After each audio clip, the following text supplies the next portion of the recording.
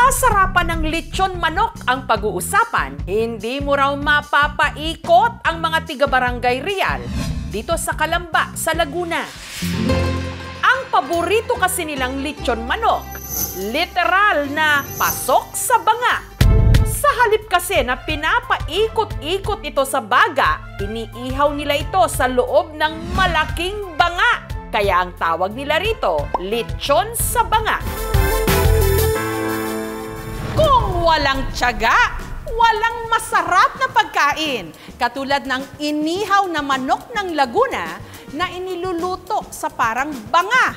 Sa Bulacan naman, mga pagkaing inilulubog muna sa lupa. Ang lechon sa banga, ideya ng mag-asawang Fernando at Cynthia. Nung nagbabangaan na kami, doon na namin nalaman mas masarap, mas smoky. Ang style nilang ito ng paglilitsyon, hango raw sa kinagisnan ni Fernando na paraan ng pagluluto sa Bicol. Doon po namin iniimbak yung drinking water namin kasi meron siyang cooling effect. Very Asian kasi yung paggamit ng mga banga na yan. During the ancient times, sila gumagamit na ng mga luwad, ginagawang mga sisidlan ng pagkain at gayon na rin sa kanilang mga pagluluto. Ang gamit nilang banga dahil malaki, pinasadya pa. Nag-trial and error din muna sila para ma-perfect ang kanilang lechon manok. Hanggang na-master na nila ito. Ang mga ipinamalengkeng manok ni Fernando, i-marinate muna ni Cynthia sa kanilang special sauce na sikreto raw syempre ang timpla para hindi magaya. Sa pagmamarinate, matagal kasi madami kang gagawin eh. Mga 7 hours. Sunod itong nilagyan ng tanglad, kinabitan ng hook, at saka isa-isang isinabit sa bunganga ng banga na merong nagbabagang uling sa loob. Dapat kasi equal yung distances niya para yung flow ng hangin ay lahat may ikutan. Iihawin ang mga ito sa loob ng 1 oras. Para hindi masunog ang manok, kailangan daw i-check ito kada 15 minuto. Once na matanggal yan doon, ang hirap pong sambutin kasi impyerno yung nasa loob ng banga eh. Masisira na yon. Luto na yung ating lechong manok sa banga. Hahanguin ko na. Ang lechon sa banga, 360 pesos kada isang buong manok. Yung chicken po malambot, masarap po siya. Tamang-tama lang po yung timpla. Yung lasa niya, sobrang malinam na. Piling ko ninuot yung lasa kasi nakakulong siya sa banga.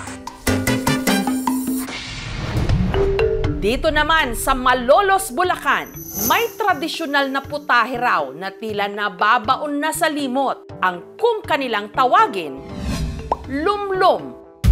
Na ang proseso, literal namang ibinabaon sa lupa.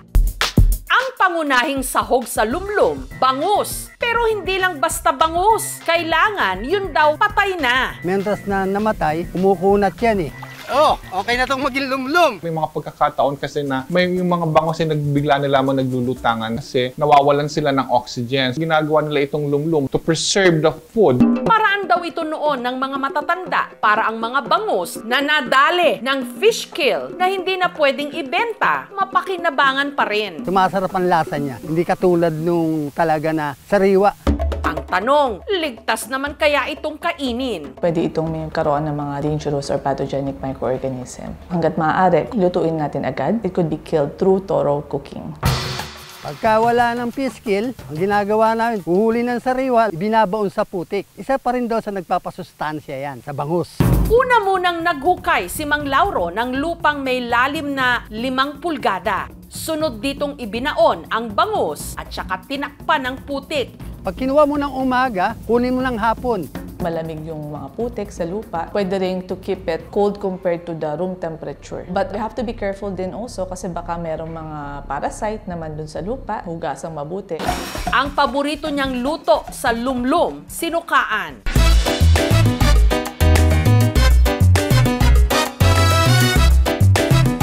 Nakakatulong din daw kasi ang suka para matanggal ang amoy at lansa ng bangus.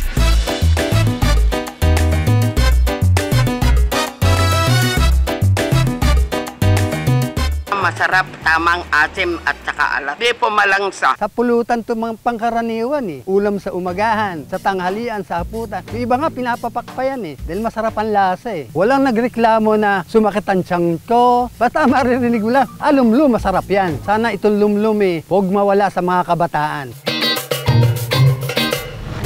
Sa mga bibisita naman dyan sa Baguio City, ang paboritong pampasalubong, panghimagas na nasa loob ng shell ng puno na kung tawagin, bitaog.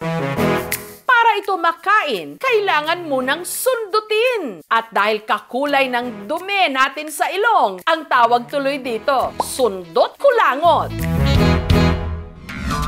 Ang jam na gamit dito, ginagawa dito sa Herona sa Tarlac. Ipinapalaman sa tinapay. O hindi kaya ginagawang candy. Ang tawag dito, inuyat. Ang pamilya ni Adelaida, halos 4 na dekada nang gumagawa at nagbebenta ng inuyat. Sinimulan daw ito ng kanilang ina na si Nanay Piling na 85 anyos na ngayon. Nung bata pa kami, hindi na talaga yung paghahanap buhay ni nanay. Hindi pa siyang may-ari noon. Kumukuha lang siya sa iba-ibang baryo. Tiyagaan ang paggawa ng inuyat. Ang mga tubo inilalagay sa makina para makuha ang katas nito. Ang mga nakolektang katas ng tubo, iniluto sa kabyawan. Ang kanilang panggatong, yun ding mga natuyong tubo. Pinakuluan ang katas ng tubo. Makalipas ang halos 3 oras, lalabas na ang molasses o yung katas ng tubo na naging malapot ng asukal.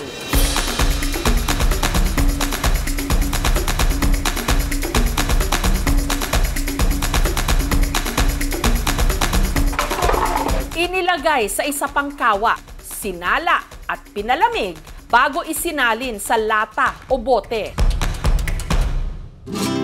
Walang kupas talaga sir, ang sundot kulangot. Sa paggawa ng inuyat ng kanilang Nanay Piling, natikman daw nila ang tamis ng tagumpay. Dahil daw kasi sa inuyat, nakapagtapos silang 4 na magkakapatid. Ingatan namin ang tradisyon ng paggawa ng inuyat. Sa panahong instant na ang halos lahat ng pagkain, iba pa rin syempre ang sarap ng mga putahing ang paghahanda. Mas pinaghihirapan.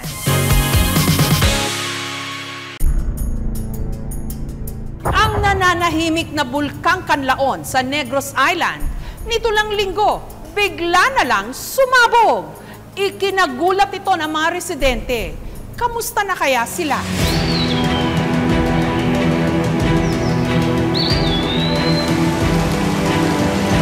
Pakiramdam ng vlogger at hiker na si 30, he's on top of the world. Nitong weekend lang kasi, muli niyang naakyat ang pinakamataas na bulkan sa Kabisayaan, ang Mount Canlaon sa isla ng Negros. Sabi nila yung Hardin Sambalo is 6 kilometers away from the crater. Doon lang kami sa Hardin Sambalo. Parang naiiba talaga siya. Napakaganda. Sulit talaga yung experience. Sobrang magical sa feeling. Pero kung marating raw ang tuktok, lalong-lalo na sa crater o bunganga nito, ang view doon, breathtaking! Isa siya sa mga destination ng mga adventure seekers, kaya maraming pumupunta sa crater. Kaya nakita ng management ng Mount Canlaon Natural Park na dapat i-regulate yung trekking papunta sa crater.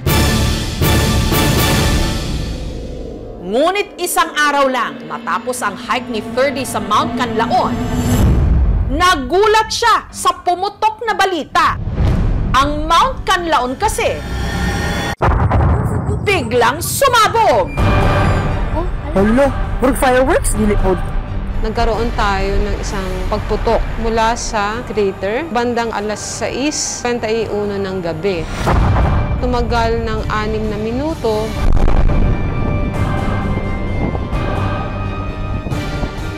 Parang medyo makapal yung usok. Pero yun na yung last day namin na pauwi na din kami. Siyempre, surprise ako. Parang pinauwi lang tayo tapos yun yung mangyayari sa bulkan. Parang I felt so lucky na yung buong grupo is nakauwi ng safe. Ang paligid ng bulkan, inulan na may kasamang kidlat.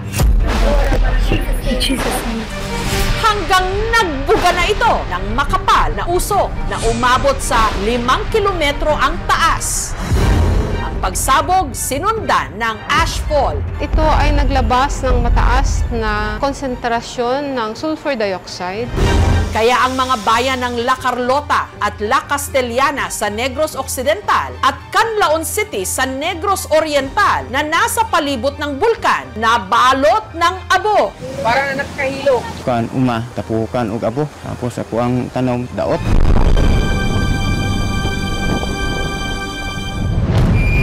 Ang mga nakatira sa paanan ng bulkan mas lalo raw hindi nakahinga ng maluwag nung ang pag-alboroto ng bulkan sinundan pa ng pag-ulan matapos ang 2 araw.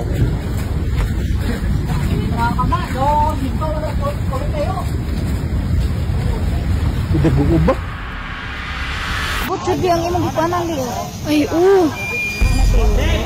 Sunod kasing umagos pababa ng bulkan ang lahar. Good. Suga. Wala ko suga, Lord. Lalat! Dito mo, dito! Dito! Dali na, Jill! Dali mo! Ang dating malinis na ilog, naging ilog ng lahar. At umapaw pa. Lord, in Jesus' name. Sa sitio Tamburong, sa barangay Biak na Bato, nasakop ng bayan ng La Castellana. Lord, please, Lord, kuberi, Lord, imo ni nga balay, Lord. Please silang mama, Lord, kuberi, Ang mga kalalakihang ito, pilit na isinalba ang motor na naipit sa mga inanod na kahoy. Damo ko nakita ng mga tao nga gadagan na sila tapos nagkahadlok na sila. Malakat na sila kay para mag-evacuate. Ang 85 anyos na si Lola Pila, dahil paika-ika ng maglakad, kinarga na ng mga barangay tanod. Kalakaw kay pilit naman kayo ang persada. Gunit-nit na lang nila nga ako sinilas. Ang Department of Public Works and Highways sa La Castellana, magdamagang nilinis sa mga kalsadang nabalot ng abo. Simula po kami kanina mula alas 3, makapal masyado yung mud flow. Manghawid lang. Ang pamilya ng magsasakang si Carlita nanlumo nung binalikan nila ang kanilang bahay malapit sa ilog ng barangay Biak na Bato. Di naman kaabot sa tuwod pero hapit.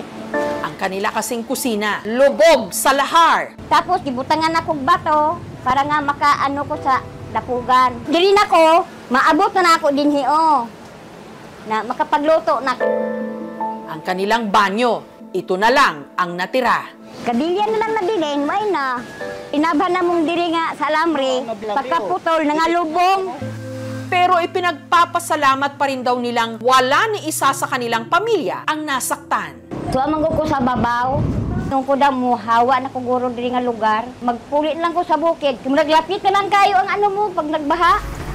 Pero sa kalagitnaan ng shoot ng aming team, o sa kalayo akanay diri sa inyo ang balay dito sa Canlaon. Wala ko kabalo. Sa kalayo. Biglang nagkagulo.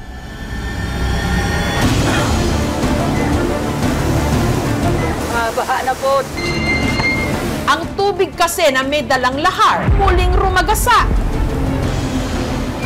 Dahil dito, ang Barangay Council at ang Highway Patrol Group agad nagsagawa ng monitoring sa ilog. Hindi naman natin masabi talaga na wag natin ikabahala, but prepare lang para sa ikabubuti din, ikaliligtas ng ating mga kasibarangay natin. Buti naman itong lahar hindi naman madulas, pero dagdagan na rin natin ng konting pag-iingat.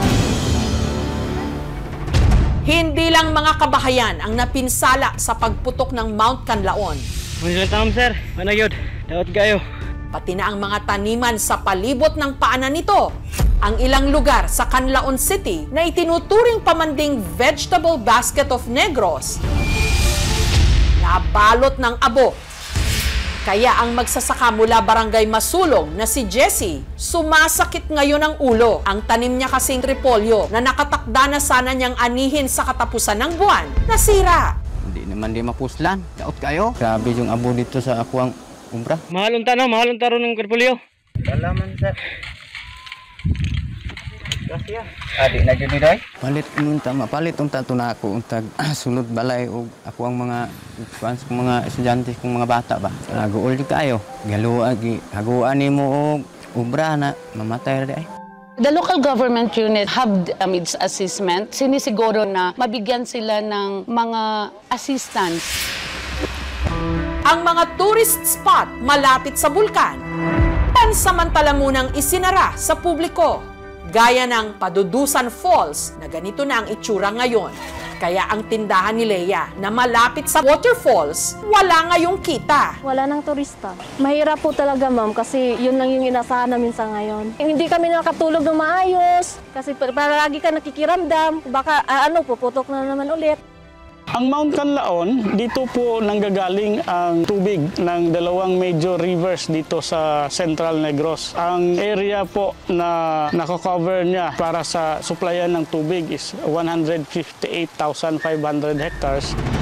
Isa sa malaking problema ngayon sa lugar, kawalan ng malinis na tubig. Di man kakasalot og may nagkuan, kay dali lang man po, inuras man magtubod. Yung tubig namin sa ngayon is contaminated. Kami ang nagsusupply ng drinking water to this affected barangay. Ang Mount Canlaon, ikatlo sa pinakaaktibong bulkan sa Pilipinas. Sunod sa Mount Mayon ng Bicol at ng Taal Volcano sa Batangas. Una itong sumabog taong 1866. Sa paglipas ng mga taon, nakapagtala ito ng mahihinang pagsabog. May kumakalat din ngayong post online na ang pagputok daw ng Canlaon parang may pattern. Tuwing at-3 daw kasi ng Hunyo, tila nag-aalboroto ang bulkan. Katulad nung June 3, 2003, June 3, 2006, at ngayon naman, June 3, 2024. May paliwanag dyan ang FIVOLCS. Sa palagay po natin, coincidence lamang ito. Although, hindi lang po June, no? Ang huling pagputok ng bulkan, bago nitong June 3 na pagputok, ay noong December 2017. Pero isa na marahil sa pinakamalagim na pagputok ng Mount Canlaon. Nangyari August 10, 1996, kung saan nataon pa man ding nasa tuktok ng bulkan ang 3 mountaineers na doon na rin binawian ng buhay. I heard a very large explosion and it was rocks and ash plummeting down the mountain. In 1996, may 20 na katao na nag-safari papuntang crater at nung nandyan na sila sa crater, biglang pumutok. Kaya 3 ang namatay, 1 British at saka 2 Pilipino na nakasama. Injured po ay 10 Belgians at saka 6 na Filipinos at may 1 pang British na kasama. After about 10 seconds, the rock started to catch up with me and I cowered with my rucksack on my back. My hands off my head, protecting me from the rock fall. The rocks were crashing down for about a minute. It was very hot and I couldn't breathe, it was suffocating me. That was very scary. Yung sky is very clear. In fact nga, nung sumabog yung bulkan, nakita ko pa yung puting, yung parang sa pressure cooker na gumagano. Isa sa mga namatay, ang dating presidente ng Negros Mountaineering Club Incorporated na si Neil. I was at my neighbor's house. Yung kapatid ni Neil pumunta sa akin. Naray, pumutok ang bulkan, ang Canlaon.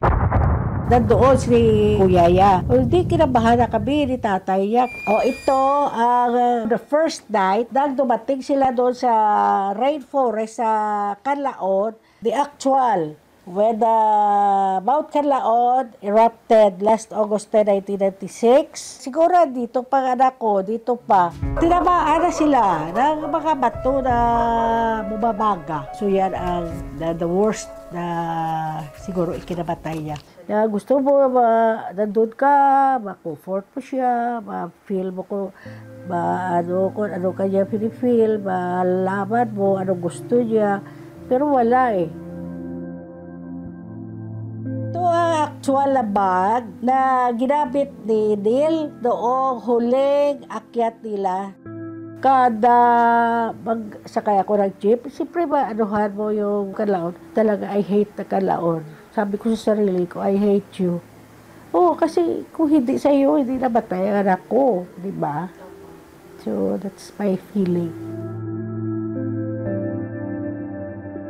We're okay. You are always remembered until the end of our time. Love you. Hello.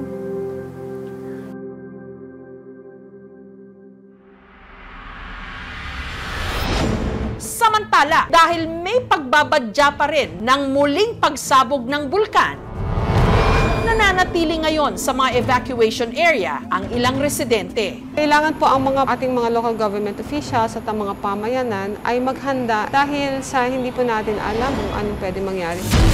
Sa maraming panahon, sinasabi ng mga taga-Negros na ang Mount Canlaon ang nagsilbi nilang proteksyon sa mga nakaraang bagyo. Sa mataba nitong lupa, umaasa ang mga magsasaka. Sumasabog ng hindi inaasahan.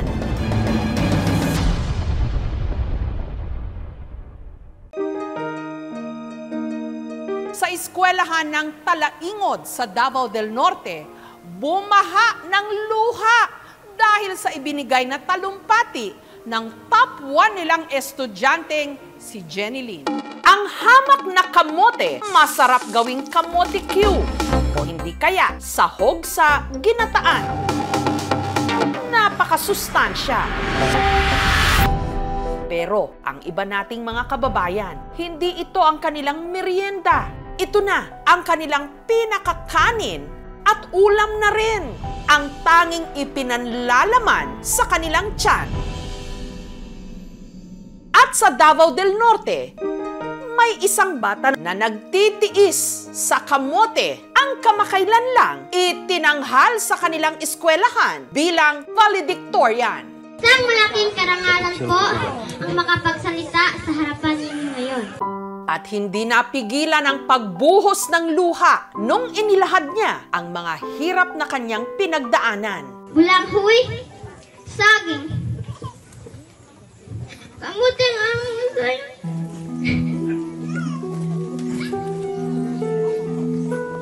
Ang among isay, apan sa pinabringa pa maagi, uwi nga po ng among pangalan, ang nagpuyang naman isay.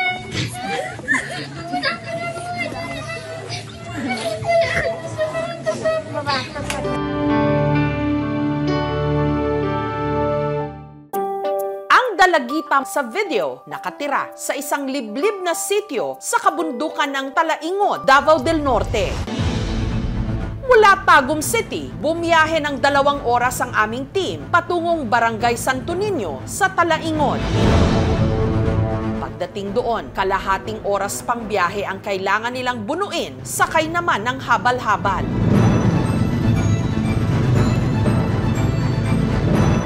Pero dahil sa tarik at lubak ng daan, nagdesisyon silang lakarin na lang ito.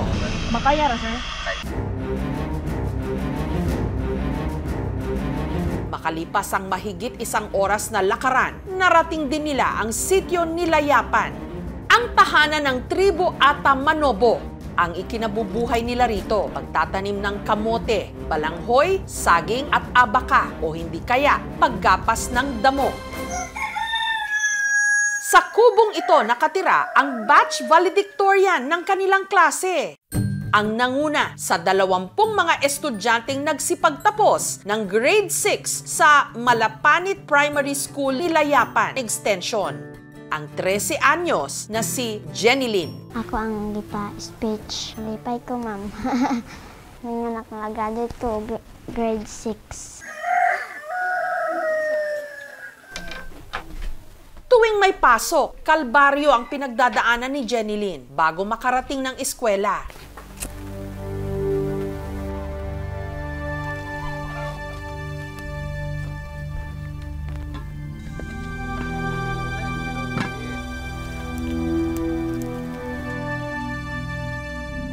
Okay, cholo karawat ay mga purpose. Ayudog pambayat bugas.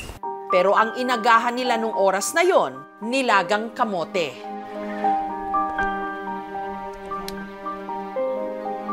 Kabugas, ang duot gold. Usayra do bugas na kaholo ako. Do bugas na pagkahantay. Kakigoya na nakik manusan. Ang niluto ni Jenny Lynn na kamote ang madalas niyang baon. Iputos na ko dahon sa saging. May kuryente naman sa kubo ni na Jenny Lynn, pero wala sila ni isang kasangkapan. Nagutang ko ini uniform sa mga plansa, warak plansa na Wala rin siyang sariling school bag. Gawas adet balay na Andi ata classmate ko. Tao ko ka balon ko kay papel na bulpen. Ayun ko kundi ayun ko kay ayun ka kay at school ko sa papel ko ay bulpen. Paborito na ako nga subject kay math solve.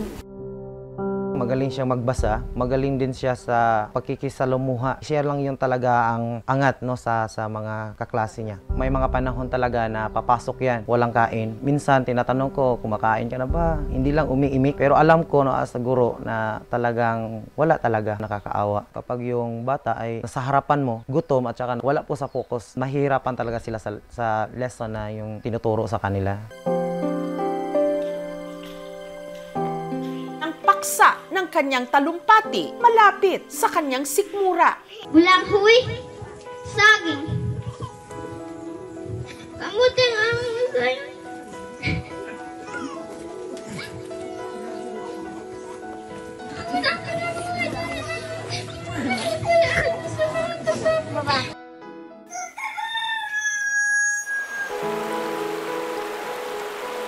Si Jenny Lynn, kung hindi nag-aaral, nasa bukid. Tamang mamat ka pananom panguha. Ang pangarap ng mag-asawa, mapagtapos ng pag-aaral ang 5 nilang mga anak. Ma'am, kana kung tinari pagkangangaya, ma'am. Karabi ani kahit na ma'am, kahit kuha. Kana kagpaning kamutanay na ma'am ka anak rin pakatapos. Gusto ko yung kunadag ko yung kaanak na ikanamit, ginika na nawara na nanay ma'am. Ikanda, sa prutanay, kaanak na nag-iskuya. Kaya malaking bagay sa kanila na ang panganay na si Sabeth na pagtapos nila ng kursong elementary education. Nalipay ko nga nakahuman ko. Tungod kay wala, kapila na ko nag-board exam, wala gyapon ko kapasar. Isip sa kamaguwang ate, murag sakit sa akong tungod kay wala pa pud kuy anang trabaho nga. Nahan gitong eskwela kay aron makakita kog nindot nga trabaho. Nagtabangan na ako ang akong pamilya. Kailangan ko aron dili na sila maglisod. Ganahan mga trabaho kay? Doktor. Pero batid ni Jenny Lynn na bago maging abot kamay ang kanyang pangarap na maging doktor, marami pa siyang kakaining kamote. Karamihan kasi sa mga taga-sityo dahil sa hirap ng buhay ni hindi na nakakatungtong ng kolehiyo. Pag mag-high school na, wala pong assurance kung makakapagtapos sila po dahil sa distance ng eskwelahan doon. Kailangan pa po silang malakad ng mga 2 oras papunta sa isang school doon. Maliban kasi sa edukasyon, may iba pa silang mga pangangailangan na kailangang tugunan katulad ng gutom. Sa sobrang hirap ng buhay dito sa sityo, ang turing nila sa bigas, ginto. Kanang bugas, ma'am. Sa amuan diri pinakalami na gyud ang bugas, ma'am. Bisag walay sudanay. May makapalit og bugas ana kung makadeliver mo sa among abakang. May isa ring nakagawian sa tribo na konektado sa suliranin sa gutom sa sityo. Nakaugalian na raw kasi nila na sa edad na 14, dapat ang isang dalagita ipinagkakasundo na para ipakasal. Sa ganitong paraan, kakawala na sila sa poder ng kanilang mga magulang at hindi na sila kargo pang pakainin. It's an old tradition. Ang nakikita natin yung economic reason, and it becomes a vicious cycle dahil karamihan sa kanila hindi nakapag-aral. Ang amuang nasagubang karon na problema, ma'am, pero meron gyud kaning amuang makaon. Pud nagbuhilo kay naigos adlaw. Nya kani pud amuang mga tinanom karon, wa pud nagbuhilo kay nakuan sa adlaw. Ang taya nila ng porsyento ng mga households na merong food insecurity ay 33.4%. So mga 1/3. Taliwas sa ating inaasahan siguro kasi ang mga pagkain ay naani sa mga rural areas, 29% ang rate of stunting ng mga bata versus only 23.3% sa mga urban areas. Patuloy po ang ating supplementary feeding program ngayon na kung saan yung mga identified na mga children ini-enroll po natin sa doon sa nasabing programa. Sa ngayon, meron tayong nutritional food packs na ibinibigay sa kanila, pero selected ang schools na binibigyan nito. Hindi nabibigyan lahat dahil nga sa kakulangan din siguro ng pondo. Samantala, ang sitwasyon ng pamilya ni Jenilyn nakarating sa kaalaman ng LGU ng Talaingod. Kaya para may alternatibong pagkakakitaan, hinandugan sila ng negosyong sari-sari store. Binigyan din sila ng 3 sakong bigas. Nagpaabot din po kami sa kanila ng tulong pinansyal. Niregaluhan din namin si Jenilyn ng mga gamit sa eskwela para hindi na niya kailangan pang makigamit o makilagay sa bag ng kanyang kaklase sa susunod na pasukan. Salamat dyan kay anak ko'y bag, anak ko'y gamit, pang high school. Hindi na rin po problemahin ni Jenilyn na makatapos ng pag-aaral dahil binigyan na siya ng kanilang LGU ng scholarship. Ibibigay po natin sa kanya ang full scholarship grant po sa kolehiyo. Ito ko kayo po, nagkasal na sila ako. Kuso, lulong tamaki.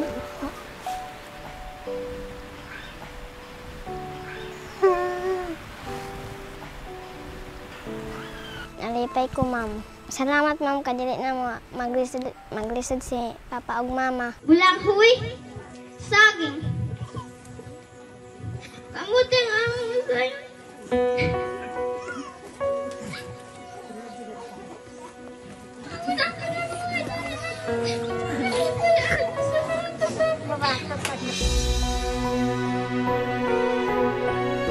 Hindi nga nangamote si Jenilyn kahit pa madalas kamote ang kanyang kinakain. Pero hindi ibig sabihing tatanggapin na lang natin ang ganitong sitwasyon sa kanilang pamayanan kung saan maraming nagugutom. Ang kalisod sa amang pagpuyo o pagpangita sa adlaw-adlaw ako po ang nahimong rason kung ano ako nagpadayon sa pagtuon. Kadili lalim nga budak ko nga walay kahibalo. Sana bago po natin sayangin kahit pa isang butil lang ng bigas, maisip natin ang mga tulad nila. At atin din po sanang tandaan, sana gayon din ang mga may kapangyarihan para baguhin ang ganitong nakagisnan ng mga magulang ni Jenilyn at ng kanyang mga kahenerasyon. Ang edukasyon mo ang pundasyon sa atong kaugma.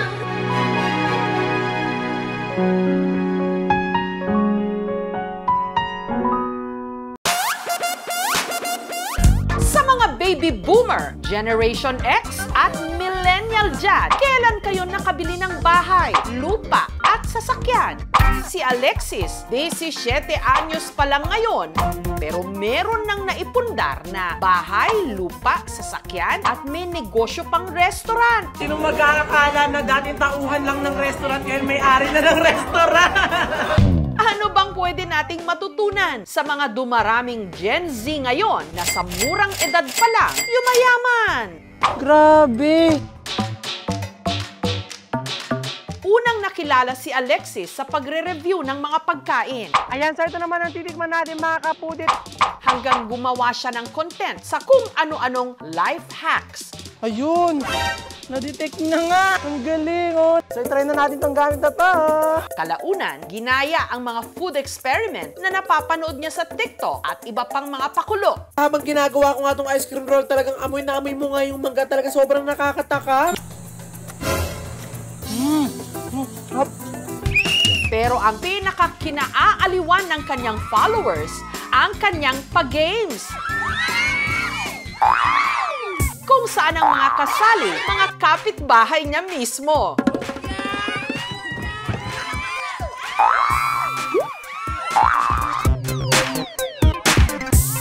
Kung tutok ka online, malamang kilala mo rin siya bilang si Alexis Vines. Magbablog po talaga passion ko na siya. Talagang bata pa lang po ako, binidyohan ko po yung sarili ko tapos in-upload ko po sa social media. Ito na ang honest review, mga kapudin. 1, 2, 3... Ang sarap ng mga kapudi, naglalaban yung alat, pati yung tamis. Parehong OFW ang mga magulang ni Alexis na kalaunan naghiwalay. Ang kanyang ina nagnegosyo ng mga damit pero nalugi ito. Dumating pangaraw sa puntong nagkabaon-baon sila sa utang. May naniningil sa akin. Sobrang ambaba ng ano ko. Kasi pag hawak ko ng barya, umiiyak talaga ako na binabayad. Sabi ko, Diyos ko, ano ba to? Dahil sa hirap ng buhay, may pagkakataong dumidilihensya na lang sila ng maiuulam. Noodles tuyo, paulit-ulit. Pag meron ng dispatch siya yung kapitbahay, kung pwede pang initin, kung pwede pang lutuin, pwede pang kainin, nagawa po namin. At dahil madalas daw noong hindi matikman ang mga gusto niyang pagkain dahil sa kahirapan, ito ang naisipan ni Alexis na i-content. And then, tinry ko po siyang lagyan po ng chocolate, tapos patigasin po sa ref. Wow, ito na siya mga kaputi! Umabot po siya ng mga 15 to 16 million. Yung 200,000 po na una ko pong kinita sa pagbablog, binayad po namin sa utang. Sobrang saya ko po kasi hindi ko po akala sa edad ko po na to, nakapoprovide ko na po yung mga kailangan ng family ko. Hanggang kinarir niya na ito ang kanyang mga video. Siya rin mismo ang nag-e-edit.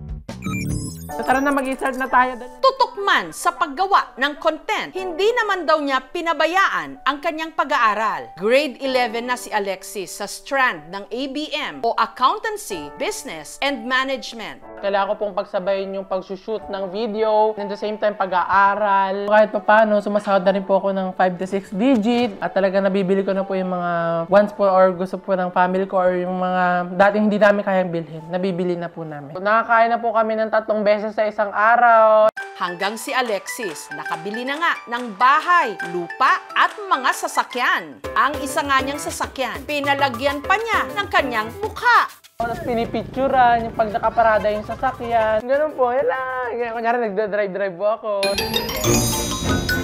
Uy, kaputi! Ah! Ay, may bagong puti pala ako sa'yo. Teka lang. Saan? Mabul pa sa... Ano yun? Sorry, ito, mag-sumit try. Sampalo! Sarap yan, oo. Ang kanyang kita, ipinang negosyo rin niya. Sa ngayon, meron na siyang 2 coffee shop. At kung noon, nanghihingi lang sila ng tira-tirang ulam sa kanilang mga kapitbahay, ngayon, meron na siyang sariling restaurant. And dito sa aming restaurant na isa sa mga katas ng aking kinikita sa pagbablog. Dream ng nanay ko po kasi nagtitinda nga po siya ng merienda dati. Hindi namin talaga inisip na siya yung youngest, siya yung mag-aangat sa pamilya. Walang hanggang pasasalamat. Binago niya talaga yung buhay namin. Parang dati lang talagang nag-aabang lang kami ng mga biyaya ng kapitbahay, pero ngayon kami na nagsiserve ng pagkain para dito sa mga customer. Ang nag-inspire po kasi talaga sa akin na magtayo po ng maraming business. Ito pong pagbablog, hindi po talaga siya panghabang buhay. Kaya po habang nandito nga pa po ako sa peak, talagang hanggat kaya po namin, nagtayo po kami ng mga pwede pa namin pagkakitaan. Ang social media sa paglipas ng mga taon, hindi na lang paraan upang kumonek sa mga kaibigan, basa ng balita o libangan. Nag-evolve na rin ito bilang e-commerce platform. Ang 24 anyos na si James Afante, 50 pieces po nabili mo, 15 nakapin pa sa harap. Ginamit ang pagiging maboka para makapag-live sell ng mga produkto sa TikTok. 7, 6, 5, 4, 3, 2, 1. I have this friend, sabi niya, James, alam mo na ba itong TikTok shop? Nag-post ako muna bago ako nag-live. Nananawagan ako sa lahat ng mga naghahanap guys ng mga brand na bagsak presyo guys. This 12/12, sakto pang regalo sa inyo guys. Meron tayong up to 50% off. And nag-viral yon. And then pagbukas ko ng live ko, naalala ko, umaabot agad ako sa 25,000 viewers at a time. Nariyang lagyan niya ng pagti-TikTok live ng kung ano-anong gimmick, nagpa-raffle at namigay ng libreng cellphone. At sa loob lang daw ng ilang oras, ang gross sales ni James umabot ng 21 million pesos.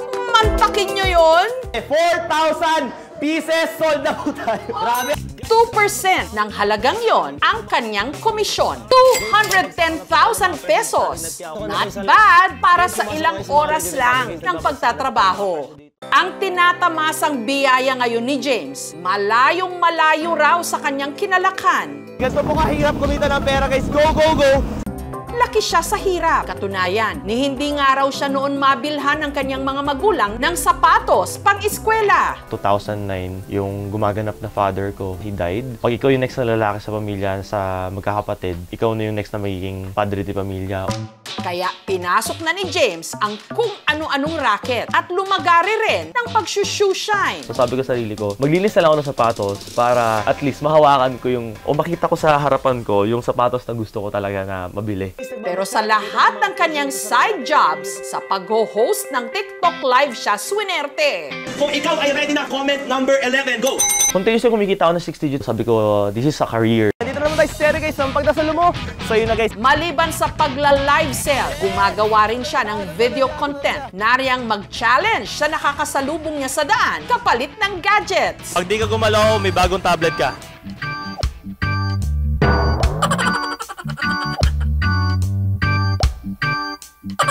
Oy, congratulations! Panalo ka! Ang dati walang masuot na sapatos, meron ng mahigit 60 pares. So ito yung isa sa mga pangarap ko guys, ang kulit kasi natatawa ako. Naging padera talaga siya. In fact, mas matangkad pa siya sa akin. Nakakain ako sa gusto kong kainin. May sariling car din ako. Nakabuild din ako ng sarili kong bahay. Yun, yung kapatid ko, napapaaral ko sila. Very fulfilling sa akin yun kasi hindi ko talaga nagagawa yung dati.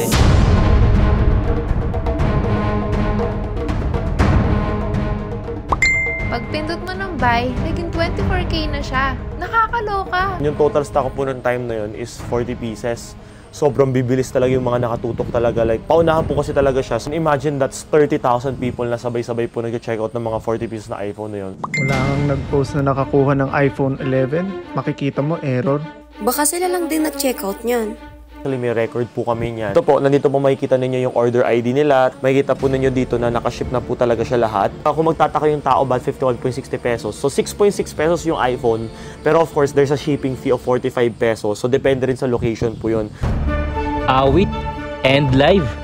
Pagsapit po namin ng 100 million likes noong time na yun, nagkaroon po ng bug, error, or technical difficulty si TikTok. Kaya po bigla po siya nag-end. Around after 5 minutes, nagre-live po ko. Kunwari, kumita ka ng 100%, di ba? So, you get the 50% and then use that for reinvestments for your business. Yung 30%, you go directly with the savings and then 20%, you make sure to use it for your own happiness. Pero, kailangan mo ng pera, emergency fund, para kapag nag-flunk yung business, at least buhay ka pa rin. Yun yung salbabida mo. Ito ang bulaklak ng ratatouille.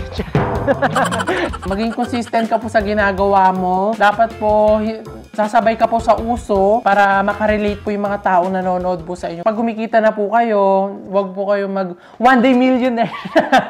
How to make millions before you reach the age of 25. Para kina Alexis at James, simple lang. Ang tried and tested formula. Grabe mga kapudyan ako yung last ano. Kapal ng mukha. 50 pieces for the minimum 50 nakapin. Sipag, talino, at diskarte. Mainit na usapin ngayon sa ating lipunan ang tungkol sa mga POGO o Philippine Offshore Gaming Operators. Kung nakabubuti ba ang mga ito sa ating bansa o nakasasama.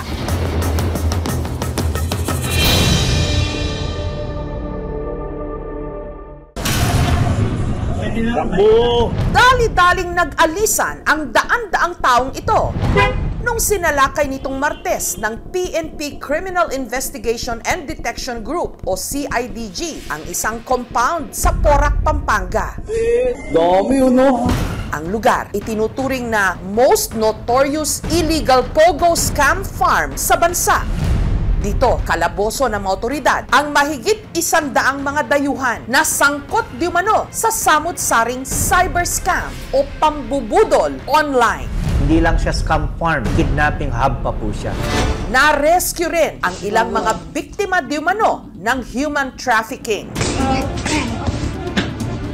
Napag-alaman namin na siya po ay namayapan na siya daw po ay crinimate, kaya hindi namin mahanap ang kanyang katawan. There were instances na may nakikita kami mga dead bodies na nakakalat sa mga kalsada. Imagine 60 bodies yung nandito. May scam city sa border ng Myanmar tsaka Thailand. Yung pala dito sa Pilipinas. Ang dami na rin. Ilang araw matapos ang raid, tahimik na ang lugar. Hanggang nito lang Huwebes ng gabi, sa loob ng madidilim na kwarto. Hello! Hello! May naaninag. Hey! Tututukan na ba rin? Hello! Lalaki na base sa kanyang kilos, humihingi ng saklolo. Wait!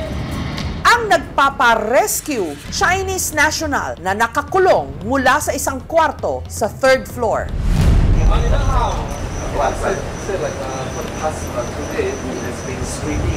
But no response. Ang building nakakandado, kaya ang mga pulis gumamit pa ng bolt cutter. Sa paggalugad pa ng mga operatiba sa mga silid ng iligal na pogo, ano pa kayang madidilim na sikreto ang mabubunyag?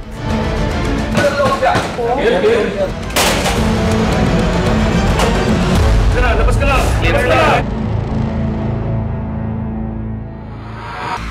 Nito lang nakaraang taon, sa dokumentaryong Secret Slaves, nakapanayam ko ang mga Pilipinong naging biktima ng human trafficking at illegal detention na na-rescue mula sa bansang Myanmar, kung saan sapilitan daw silang ginawang mga scammer o mambubudol. Akala ko CSR ang trabaho, Customer Service Representative. Ngayon, doon ko nalaman na sinasabi nila sa akin na hindi ganoon ang trabaho. Ang trabaho doon is scam. Anong reaction mo, Ray, nung sinabi sa'yo na ang trabaho dito, scam din? Nalaman ko na lang po sa mga kasamahang Pilipino po. Sabi ko, ayoko magtrabaho. Sinabihan nila ako na, this is Myanmar. There's no government here. We control this area. We can kill you.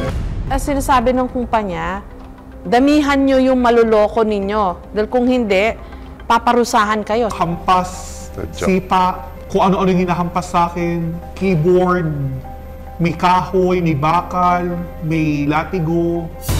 Ang ganitong kalakalan, hindi na lang pala nangyayari sa ibang panig ng Asya, kundi narito na mismo sa ating bansa. Nagbabalat kayo bilang mga operator ng online gambling o mga POGO o Philippine Offshore Gaming Operators na tinatawag na rin ngayong IGL o Internet Game Licensee. Sa mga nakalipas na taon, parang kabuting nagsulputan ng mga POGO sa ating bansa. Karamihan nasa Luzon. Sa kabuang bilang sa ngayon, hindi bababa ng mahigit 200. At sa bilang na yan, 60 lang ang may lisensya. Karamihan, wala. Ibig sabihin, illegal. Katulad ng narito sa Porac sa Pampanga. Na nito lang linggong ito, ni-raid ng PAOK o ng Presidential Anti-Organized Crime Commission. May scam city sa border ng Myanmar tsaka Thailand. Yung pala dito sa Pilipinas. Ang dami na rin. Kala natin, ma'am, tayong biktima sa ibang bansa. Oo. Kasi nagre-rescue din kami dyan, ma'am, sa Myanmar, sa Thailand. But nung ito lang, siguro, kung mga 2 years ago, nalaman natin na meron na pala sila mga operations din dito. Din yun nga ho yung tanong paano ho nangyari na nakatayo ho sila ng mga ganitong mga negosyo dito? Na meron palang mga illegal na hong mga ginagawa. Hindi naman basta susulpot yan. Biglang may nakatayo na kaagad dyan. Ayon kay Undersecretary Gilbert Cruz ng PAOK, nagsimula ang lahat nung may nagpadala sa kanila ng video ng mga taong tinutorture. Gaya ng kuhang ito, kung saan kita ang lalaking paulit-ulit na hinahampas ng isa pang lalaki gamit ang bakal. Ang babaeng ito naman, sinakluban sa mukha at paulit-ulit pang pinagsusuntok sa hita. Kalaunan, na-trace na mga otoridad na ang mga torture video kuha sa loob ng 10 ektaryang compound na ito dito sa Porac, Pampanga na pagmamay-ari ng kumpanyang Lucky South 99. Kaya agad ikinasa ang raid sa linggong ito. Pero ang operasyon tila natimbrehan. Dami yun, no? Ano, para silang ano? Patakas na sila eh. Nung sa-serve kasi namin yung warrant, biglang nagpulasan, ma'am. Yung nasa lubong na lang namin, yun ang nakuha namin. Sa target na 1,000, ang na-rescue lang 159 foreign nationals at 36 na mga Pilipino. Kabilang na ang 7 Pilipinang illegal daw ditong idinitine. Ngayon, kakamadali nila, ma'am. Iniwan nila yung mga ibang torture victims na nandito. Ilang oras lang matapos ang raid. Sino yan? Ay, nakaposa siya? Sir, nakaposa, sir. Isang lalaking nakaposa sa kama ang humingi ng tulong sa mga otoridad.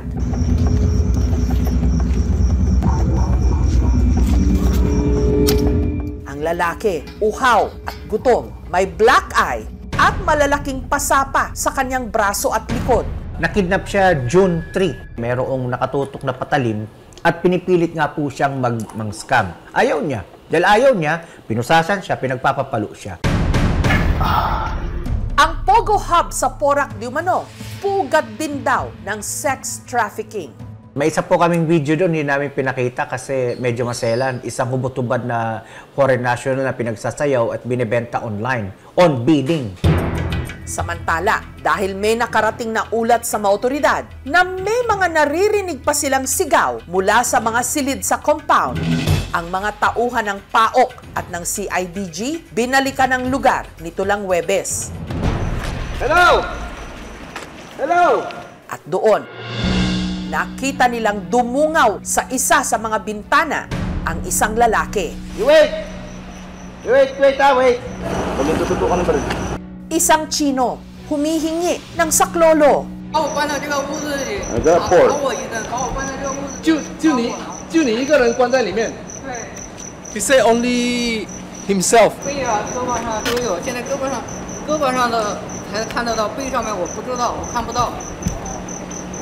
He said maybe before someone hit her, so still have some bruises. He said for the past 2 days he has been screaming, but no response.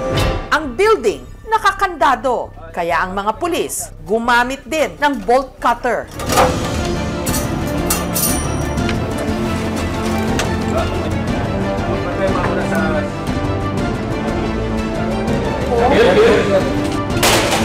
Hanggang napasok nila ang kwarto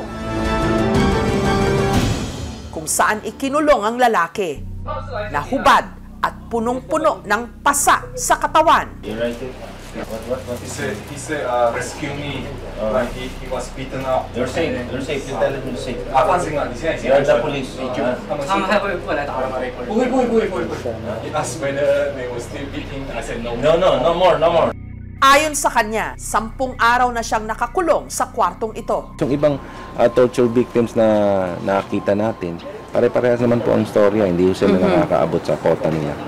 At ginugulpi sila, sinasaktan sila. At hindi sila pwedeng tumakas. Hindi. Kapag po ikaw ay foreign national, nagsugal ka sa mga casinos dito, hindi ka na makapagbayad, ibebenta ka po nila sa mga scam farms na mga yon. This has been going on for mga period of ilang months or years na po. Years na po ito eh. Sabi niyo mas malaki pa to sa Bamban. Oo. Ilang mga 3 beses po. 3 times bigger. Nito lang Biyernes, nilibot ko ang Lucky South 99 sa Porac. Sa 10 ektaryang lupa, may 46 na buildings. Kapansin-pansin ang mahigpit na seguridad sa compound. Meron silang yung barbed wire, yung razor wire, parang garrison na. Hindi ka pwedeng tumakas. Kwento ng mga nakaka-survive kasi sa ganitong mga lugar, katulad ng mga kababayan natin dun nga sa Myanmar at Thailand, yung tinatawag nilang Scam City, hindi ka basta-basta makakatakas. Mukhang ganun din dito kasi tingnan mo, so stricto sila. Kailangan ng ID bago makapasok. May mga alaga silang aso. Nangyayari dito, hindi lang ito workplace, kundi dito na rin nakatira yung mga worker ng mga Pogo. Stay in sila, meron silang mga supervisor, hindi sila talaga malaya na magawa kung ano yung gusto nilang gawin kasi binabantayan yung kanilang bawat galaw. Gumagana pa yung aircon, hindi nila napatay. Oh.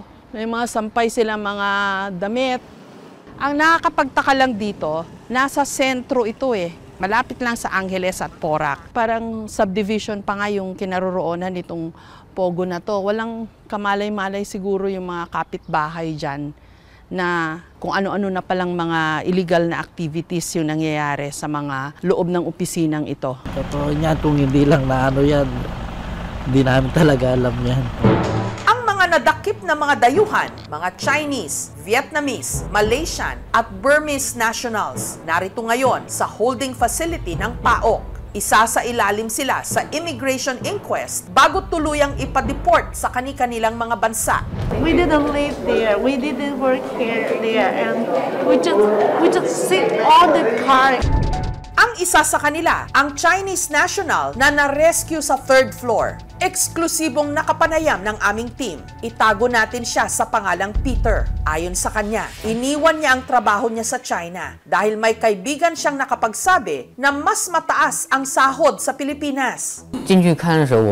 Noong pumasok ako, di ko pa alam. Wala naman sinabi sa akin na ipapakilala ang may-ari. Sinabi lang niya sa akin na sumama sa kanya para mag-usap ng harapan. Hindi siya stocks, hindi rin siya lottery. Love scam. Maraming binigay sa akin na dokumento para basahin. Tapos binabasa ko lang. Habang binabasa ko, napapansin ko na may mali.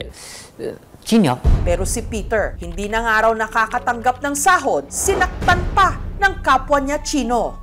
Grabe yung pambubugbog. Hindi na nga ako makalakad nun. Natakot at masakit. Ramdam ko nga na mamamatay na ako nun. Sa gitna ng aming shoot sa Porac, lumapit ang lalaking ito sa mga pulis. Nagpakilalang security guard ng na-raid na Pogo compound. Siya ang 34 anyos na si Jasper, tubong sablayan sa Oriental Mindoro. Ayon kay Jasper, nagtago siya sa isang banyo nung narinig niya ang raid. Hindi naman po alam namin na may raid na po. Sa takot din naman po. Ginawa na muna namin yung pesto namin. Kanya-kanya kaming sibatang tatlo. Nagtago po siya. Within 3 days po, nakasurvive naman po. Nito lang daw Pebrero nung pumasok si Jasper bilang security guard ng Pogo. Di umano, hindi niya alam ang mga krimeng nangyayari sa loob ng mga binabantayan niyang building. Alam ko din sir, internet gaming yung sa taas. Pumapasok pa kayo dito sa mga loob? Hindi ko, bawal po yan. May mga sarili-sarili pong yan. Mga guardia. Mababal naman sa gamit dito, 5:33 lang isang araw namin dito sir. Lagi trabaho para sa pamilya. Makukulong ka pa papa, sabi na ako. Matagal ko na rin kasi nakakita yung sir. 8 years na. Sabi niya na, ulong taon na kay Papa, ulong taon tayo di magkikita, tapos ganun pa mangyayari sir.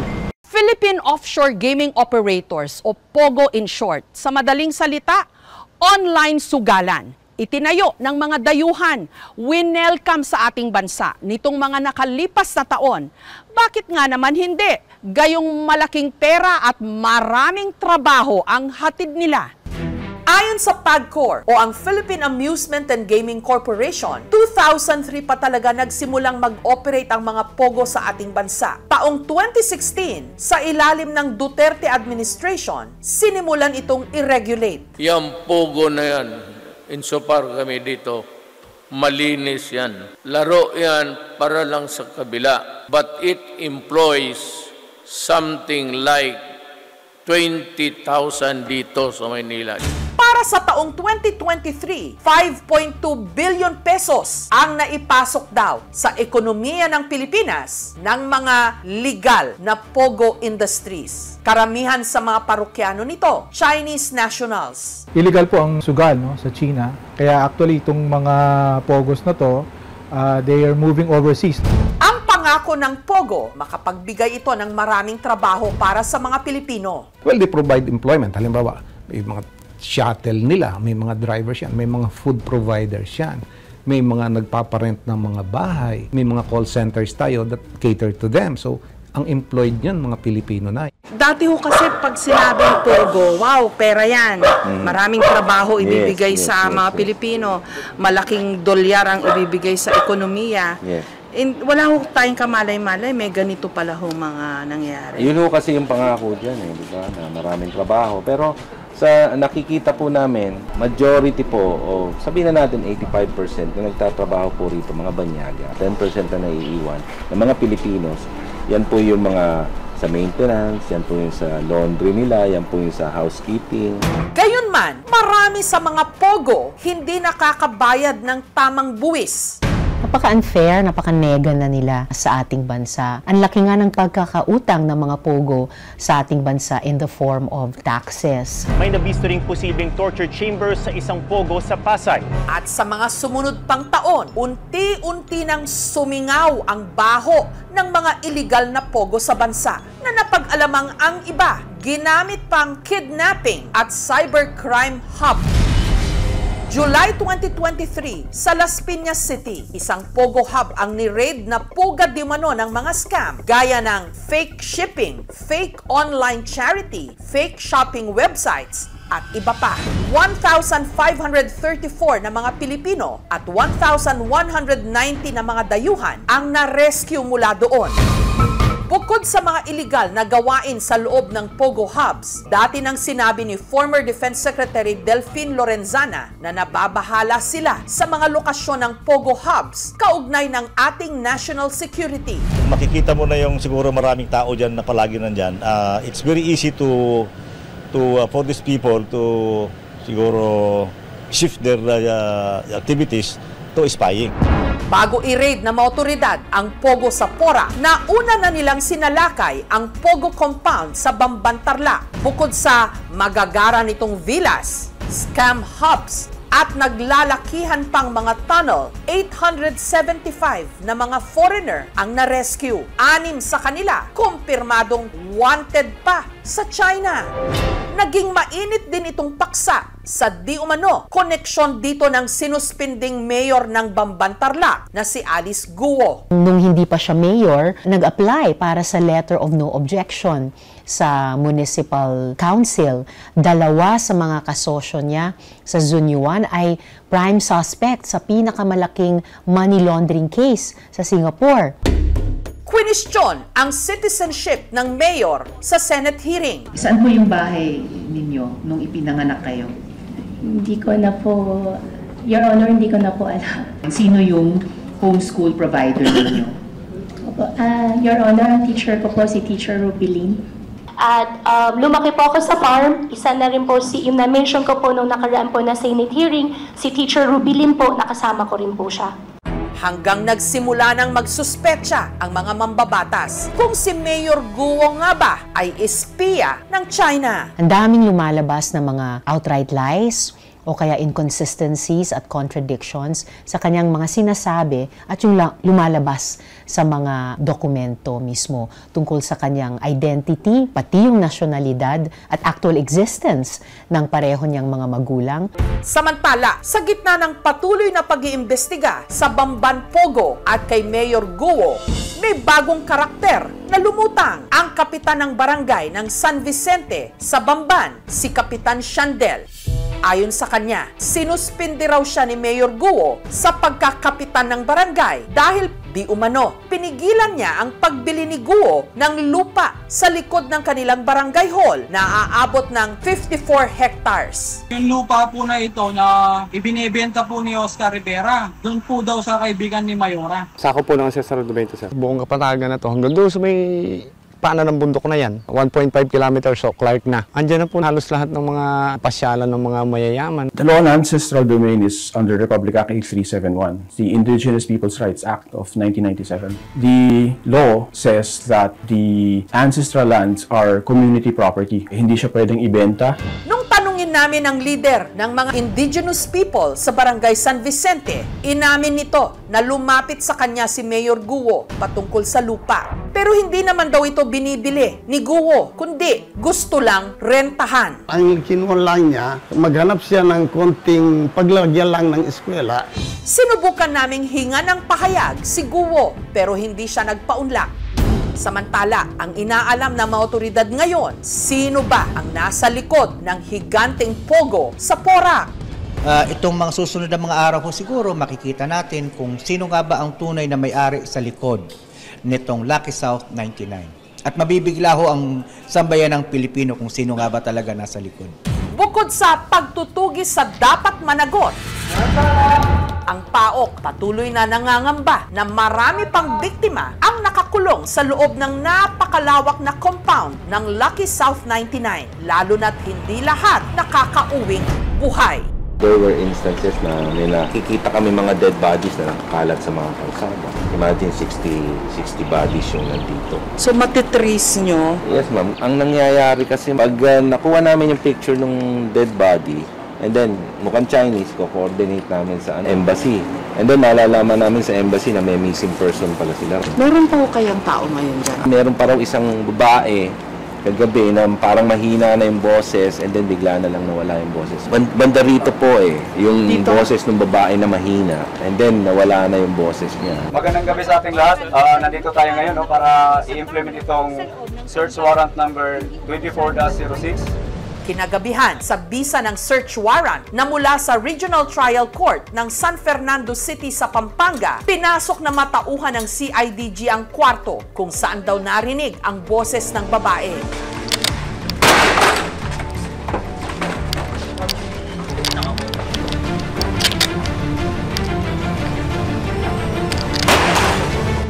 Sa loob, may nakitang mga cellphone, alahas at vault. Pero walang bakas ng kahit isang tao. Actually, walang pro Puro con siya. Dahil nga itong Pogo, ang dinadala dito, krimen, human trafficking, prostitution, nakikipag-alliances na sila sa mga local criminal syndicate. Dati na akong pumirma sa committee report ng Senate Committee on Economic Affairs na paalisin na ang Pogos. Ang ganito kaorganisadong krimen na nakatago sa operasyon ng ilang Pogo, nagkalat na sa mga mahihirap na bansa. Scam City na ngayon nga sumasambulat ng marami rin pala sa iba't ibang bahagi ng Pilipinas. Buong akala natin nakabubuti sila sa ating ekonomiya at nakapagbibigay ng trabaho. Yun pala, sa kalaunan, naging sentro o pugad ng krimen at pambubudol. No more beating, no more beating.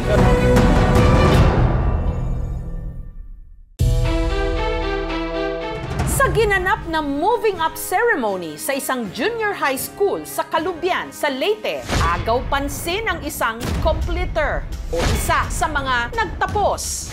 Tila naligaw raw kasi ito ng pinuntahang graduation. Ang kanya kasing height, halos 4 feet lang. Kalimitang singtaas ng mga tiga-elementary. Siguro mga grade 6 or 5. Mukha siyang bata. Dahil maliit kumpara sa lahat, stand out siya.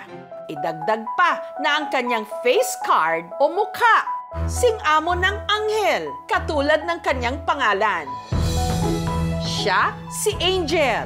Ang liit ko po daw parang pang 6 years old. Yung mukha ko daw po parang mukhang bibi. Yung boses ko po ay parang bata. Kung mapalit ako mga badog, pipili ko ang mga pambata. May kurba na rin ang kanyang katawan. Ang madalas niyang isuot, mga damit na fit. Bakit ganun yung damit? Hindi appropriate sa bata. Dalaga kung pumustura. Mahilig din siyang maglagay ng make-up. Sa Facebook po, yung nababasa ko, bakit po daw ako nagliliptin kahit bata pa daw po ako. Pero bago raw siya pagtaasan ng kilay, si Angel hindi na raw talaga baby.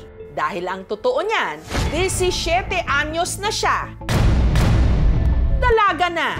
Incoming senior high o grade 11 na sa susunod na pasukan dito sa Kalubian National High School.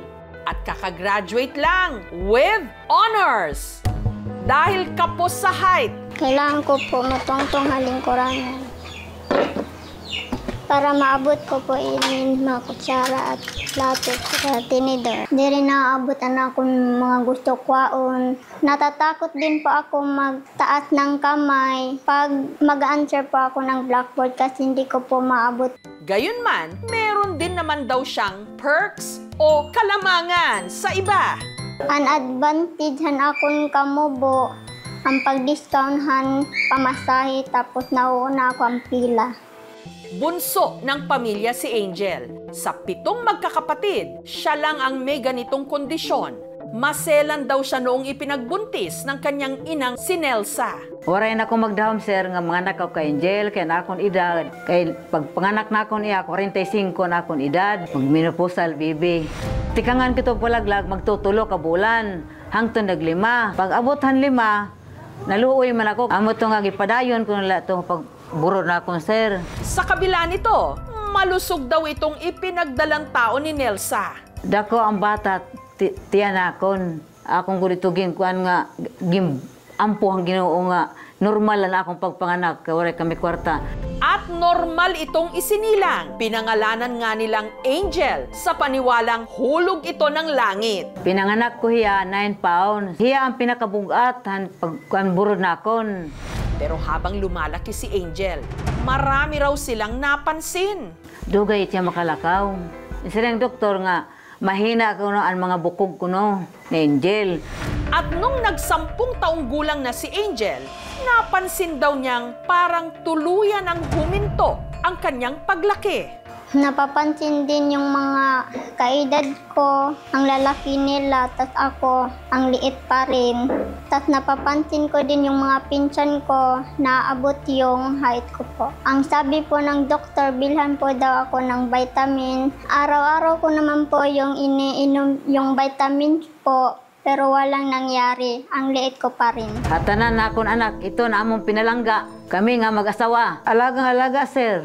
Gayunman, sa labas ng kanilang tahanan, madalas naman daw manliit si Angel. Niloloko ako minsan na parang elementary po yung height ko. Sinabi ko po kay mama nga, Ma'am, maundang nila ko pag-eskwela kay naadlok ako kay bangin, bulihon ako nira. Awa akong sisigan, sir, nga ay lakagolday. Sinako pa nga bulihon ka kay total, Ginoo ito nagbutay mo. Kuan ka man, bisan ka gamay, at least may ipagmalaki mo kay gwapa ka. Marami po akong kaibigan, minsan yung iba iniiwasan po ako. Kaya ang naging best friend daw ni Angel, TikTok. Talent ko po ay sumasayaw. Pero maging dito, nararamdaman daw niyang siya'y iba. 2 beses na raw kasing naban ang kanyang account. Kasi akala nila bata ako. Bakit daw po ako sumusuot ng pandalaga, ng damit at parang 60 po daw ako. Pag nagtitiktok po ako, hindi ko na po pinopost. Sinisave ko na lang po sa cellphone ko. Dahil sa kanyang angelic face, marami rin daw ang nagpapalipad hangin kay Angel. Sabi niya po, may feelings po daw siya sa akin. Sabi ko po, tatanggapin mo ba ako kahit ganito ako? Ang sabi niya po, ayaw daw pag ikumpara ni mo kagamay. Po, suhulaton daw ako niya. Pero kalaunan, ginost naman daw siya. Nag-shot niya akon, nga sangkay naladaya turing ha akon. At ang masakit pa rito, nung nalaman ni Angel na ang diniskartehan ng kanyang manliligaw. Yung babae na po yun, BFF ko po yun. Gayunman, alam ni Angel na prioridad niya sa lahat ang kanyang pag-aaral. Gusto ko po maging architect. Mahilig po ako mag-drawing. Gusto ko po ako po mismo mag-drawing sa dream house ko po. Maliban sa tila paghinto ng kanyang paglaki, may ilang iniinda rin daw sa katawan si Angel. Sumasakit po yung ulo ko. Minsan din tinga, hindi ako nakakadinig. Sumasakit po ang tiyan ko. Noong grade 5 po, malabo po yung mga mata ko po. Hindi rin gaya ng ibang mga nagdadalaga. Si Angel, hindi raw regular kung datnan. Nung una po ako naka-menstruation po, noong 2022 ng November po. Sobra po 1 week yung regla ko po. Nasundan po ng 2023 ng October po, 1 araw lang po. Tapos hindi na po nasundan. Gusto namon nga ipacheck up para mabaruan namon kung ano gudan iya kondisyon. Para mabigyang linaw kung ano ang kanyang kondisyon, ipinakonsulta namin si Angel sa espesyalista. Bakit nga kaya maagang natigil ang kanyang paglaki? May pag-asa pa kaya siyang tumangkad? Napapaisip ko din po, bakit hindi po ako lumalaki? Ano nga bang dahilan kung bakit tila habang buhay ng mukhang bata ang dalagang ito sa Leyte? The diagnosis is? Malalaman natin sa aming pagbabalik. Incoming senior high na ang 17 anyos at tubong Kalubian Leyte na si Angel. Pero madalas pa rin daw na pagkakamalang bata. Ang kanya kasing height, halos 4 feet lang. Ang liit ko po daw parang pang 6 years old. Yung mukha ko daw po parang mukhang bibi. Napapaisip ko din po, bakit hindi po ako lumalaki? Kahapon lang, sinamahan ng aming team si Angel sa espesyalista para malaman ang tunay niyang kondisyon. Ang ating general or initial diagnosis sa kanya ay short stature. Madami po ang possible na cause. Meron tayong constitutional delay of growth and puberty. Pwede din endocrine disorders gaya ng hypothyroidism, insulin growth hormone deficiency. Pwede din po ang mga genetic or syndromic causes. Yung paraan lang para malaman natin ay sa pamamagitan ng karyotyping. Sa isang tingin, growth hormone deficiency siya. Although, syempre, kailangan pa natin ng verification. Ang unang gagawin ko is bone age. So, meron tayong x-ray ng kamay. Kasi tinitingnan natin yung kamay kung ano yung age niya sa bone. Kasi sa growth hormone deficiency, yung bone age delayed. Pero may pag-asa pa kayang madagdagan ang kanyang height? Sa ngayon, kung hindi pa talaga siya close yung kanyang bone, may pag-asa pa tayong tumangkad with the growth hormone treatment. Dinala rin namin siya sa isang OB-gynecologist. Sa ultrasound, madaming mga follicle na hindi nag-grow normally. The diagnosis is polycystic ovarian morphology. I-work up ko actually siya for genetic testing just to rule in, rule out Turner syndrome. May kinalaman kaya rito ang ginawa kay Angel nung ipinagbubuntis pa lang siya ng kanyang nanay Nelsa. Less likely naman yun siya na reasons kung bakit nagkaganito si Angel right now. Yung mga nararamdaman niya ngayon na pagsakit ng tenga, paglalabo ng mata, ay pwedeng kasama rather sa spectrum kung yun man ay dahil sa syndromic causes or baka sa endocrine disorder. Kailangan talaga natin ma-investigate. Itong condition ni Angel, kailangan ng complete workup and it will not only end here. Kailangan pa namin ng further follow-up in the future. Nalipay ako, ma'am, kay gipasik up ako ng mga doktor. Tapos yan na po, maaram na ako kung ano akong mga sakit. Pero magpapadayon lagi ako pag aron bulig ha iyo kay para ma-follow up, check up. Maliit man ang tsansa sa ngayon na magiging normal pa ang kalagayan ni Angel, hindi naman daw ito magiging hadlang para maabot pa rin niya ang mga matayog at higante niyang pangarap. Kung tatabangan ako niyo, ini nga kondisyon akon. Sa mga nanonood dyan, na katulad ko ng kondisyon nito, sana wag po kayong malungkot. Basta ginawa po to ng Diyos sa atin. Laban lang po tayo.